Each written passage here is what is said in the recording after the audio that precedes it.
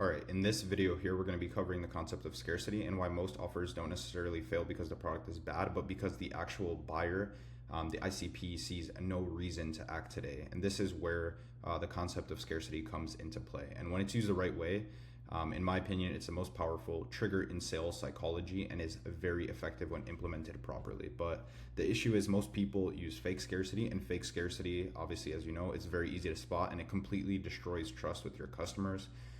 So in the remainder of this video and me going through this entire Miro board here, I'm going to break down exactly why real scarcity works so well on human psychology and the human brain, how to spot like fake scarcity instantly, which is not rocket science to do, and how you can build an honest constraint into your offer that actually helps you increase your conversion. So without further ado, I'm going to get kind of right into this board here and start breaking down everything.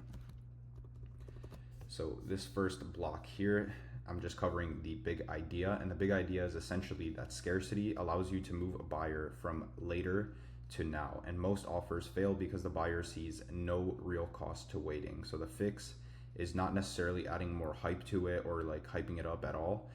The fix is adding one true constraint that would exist even if you did zero marketing, adding proof to that, and then consistent enforcement of that specific constraint. So in the remainder of the video, I will show you why the brain obeys real scarcity, how to spot fake scarcity in seconds, and exactly how to install an honest constraint into your offer that helps you lift your conversions without adding any extra complexity or like stacking different features or anything like that. So this board here covers why the brain obeys scarcity, and it is 4 psychological levers that do most of the work, with the first one being loss aversion. So the feeling of missing a seat or a better rate feels worse than an equal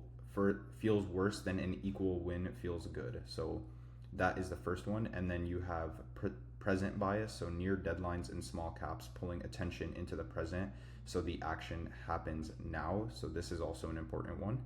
Signaling visible scarcity implies demand and value, which lowers doubt in the mind of the customer. And then cognitive load is the last lever. So a real constraint removes the endless options, so deciding gets a lot easier for the specific customer. And together, all 4 of these levers compress the decision window for the actual customer himself. And it just allows them to take action a lot better. And this is why the conversions are so much better when you introduce some form of a constraint that introduces scarcity into the offer. So now my kind of like 3-question litmus test on real versus fake scarcity and how you could identify it pretty fast. And the idea here is that real scarcity is tied to either the delivery or the resources that you provide. And fake scarcity is a claim that just literally collapses on contact. So my litmus test for 1 is, can I show a number or a date that simply does not move and it doesn't change?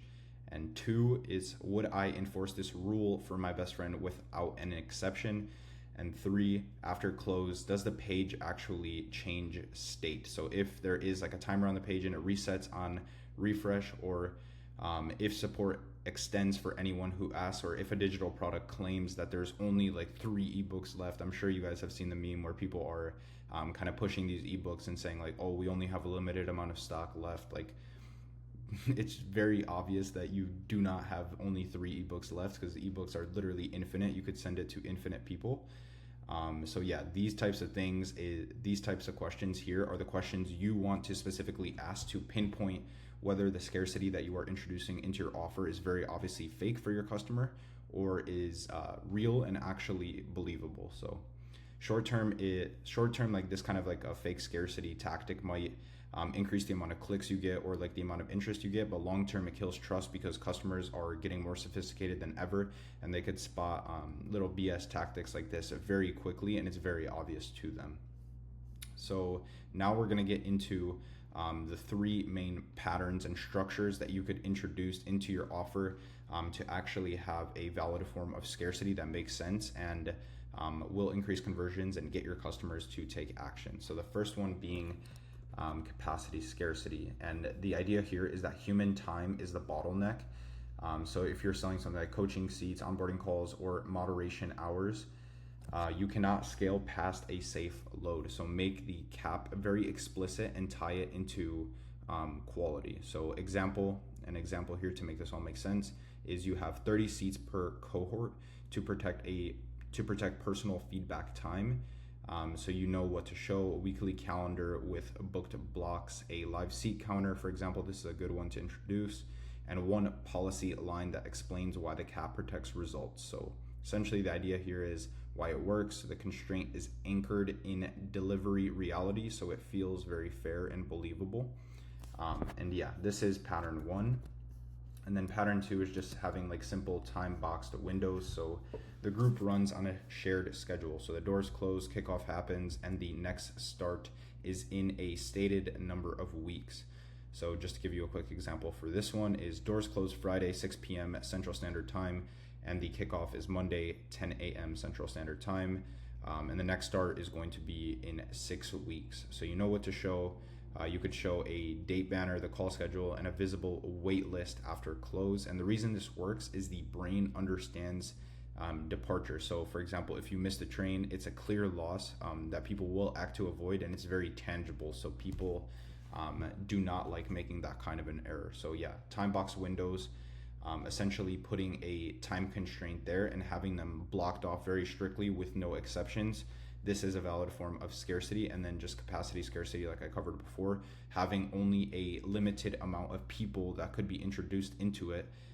And a good way you could frame this, for example, is saying, like, we could only take on this amount of people because this is a one-on-one thing, and I want to ensure quality of like what I'm teaching you, and make sure I'm not taking on way more people than I could handle. And then this starts to kind of chip into your results and the success that you're getting in the program. So these are the first 2. And the third one is a price ladder. So the idea behind this is you're rewarding early adopters and shaping demand with very clean and easy to understand tiers. So an example of this is the first 20 members get in at $299, and then $399 for everyone else. So you want to publish the price ladder once, highlight the current tier, and switch the state the moment a certain threshold is hit. And you have to be very clear with this, and you have to adhere to this very strictly. And the reason this works is people respond to impending loss of a better deal, and the rule is easy to verify. So it's very simple to verify, and you want to keep the receipts by announcing when each tier fills. So you want to have receipts for this, and proof will always just be like whatever you say. If you have clear screenshots, clear evidence that you're not lying and that you're actually doing what you're saying, then this third specific price ladder tier works very well. So these are the 3 ones I'll tend to use, and all of these are very effective.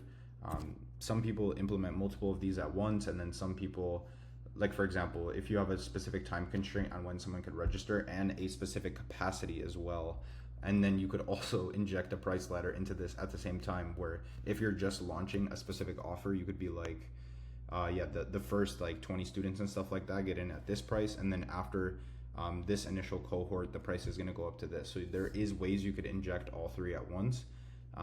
It's not necessarily like totally necessary, but yeah, all 3 of these do work and are all effective in their own right.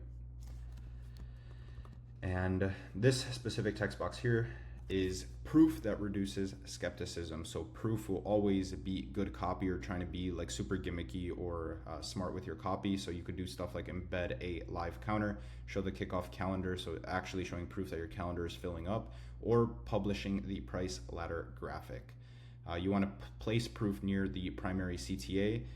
You want to repeat it in the FAQ, handle more objections in the frequently answered questions section, and include it in the email footer as well. So if the mechanic is inventory or production though, you want to show stuff like batch numbers or ship dates and stuff like that. So this is important for like e-com products and stuff like that. Like if you are, for example, pushing hoodies, you don't want to say, or you want to be showing proof of like you're literally running out of stock. And it's especially easy to do with this because it's like physical, tangible resources.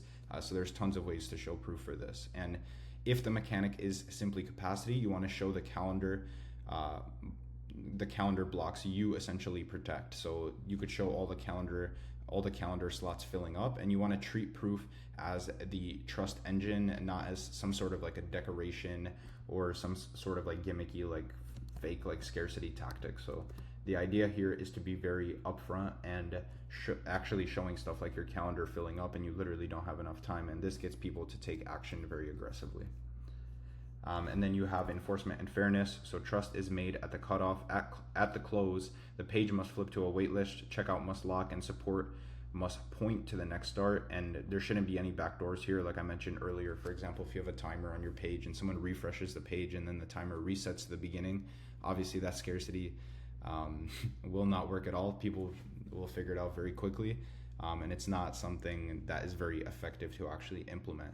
And if someone has a genuine emergency, you could obviously enroll them in the next window and keep the rule intact. And after each and every single cycle, you want to publish a short debrief. So you could cover the amount of seats taken, the next day it's going to be open, and one specific improvement you are making. And the consistency here will compound with credibility and future response. So over time, you're going to have tons of receipts and a bunch of different stuff to show here. And then you have fake scarcity and how to repair it. So tells to avoid is rolling countdowns on evergreen pages, like I mentioned here before. You have the nightly doors closed tonight emails, like bonuses that vanish and reappear, and deadline extensions on request. So all of these patterns trigger reactance, and people feel their freedom is threatened and pushed back. And then the repair plan here is to stop the gimmicks, pick one real constraint you can defend, and announce the new policy in one short note and visible proof, and hold the line for 2 full cycles, and all of your depth like metrics will recover over time. So hopefully this my board here was helpful, and it kind of broke down the specific the main probably like helpful section here will be these specific patterns and different techniques you could implement to incorporate scarcity into your offer. So yeah, hopefully this was helpful.